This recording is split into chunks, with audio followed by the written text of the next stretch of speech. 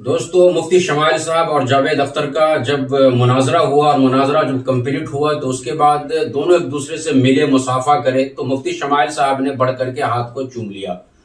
تو اس کے اوپر بہت سارے لوگوں نے بہت ساری باتیں لکھی کہ اس طریقہ پر مفتی صاحب کو نہیں کرنا چاہیے، اور کچھ لوگوں نے تو یہاں تک لکھ دیا کہ جو تو ہے وہی میں ہوں، بس تفریق ذرا سی ہے، تو ملحد و کافر ہے اور میں کفر کا دیوانہ۔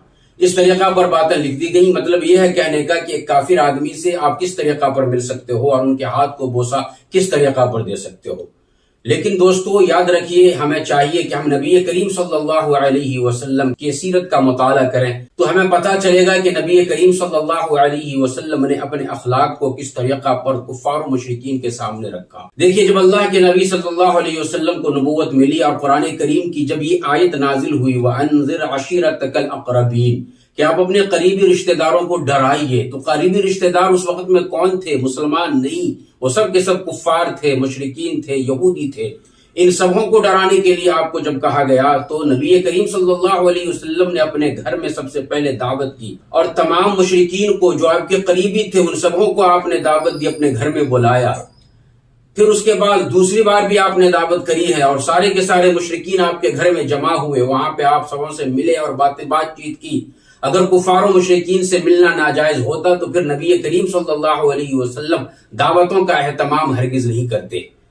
جب ہم کسی کفار سے ملیں گے نہیں تو اپنے اخلاق کو اس کے سامنے رکھیں گے کیسے؟ چونکہ اسلام جو پھیلا ہے وہ تلوار کے زور پہ نہیں بلکہ اخلاق کے زور پہ پھیلا ہے۔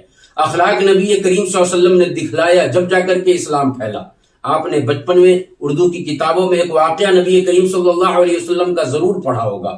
نبی کریم صلی اللہ علیہ وسلم صحابہ کرام کے ساتھ کسی سفر میں ہے، گرمی کا موسم ہے، دوپہر کا وقت ہے، جب تھک جاتے ہیں تو تھکن دور کرنے کے لیے ایک جھاڑ کے نیچے آپ ٹھہرتے ہیں، مختلف جھاڑ وہاں پہ ہیں، صحابہ کرام اپنے اپنے حساب سے جھاڑوں کے نیچے چھاؤں میں جا کر کے آرام کرنے لگتے ہیں، اور نبی کریم صلی اللہ علیہ وسلم بھی ایک جھاڑ کے نیچے آرام کرنے کے لیے لیٹتے ہیں، اپنے تلوار کو جھاڑ کے ٹہنی سے لٹکا کر کے چھوڑ دیتے ہیں۔ اسی درمیان میں ایک یہودی کا گزر ہوتا ہے، وہ دیکھتا ہے کہ اللہ کے نبی اکیلے سوئے ہوئے، موقع اچھا ہے، چلو نعوذ باللہ قتل کر دیتے ہیں۔ چنانچہ اسی ارادے سے وہ یہودی نبی کریم صلی اللہ علیہ وسلم کے پاس آیا، وہ یہودی تلوار اپنے ہاتھ میں لیتا ہے۔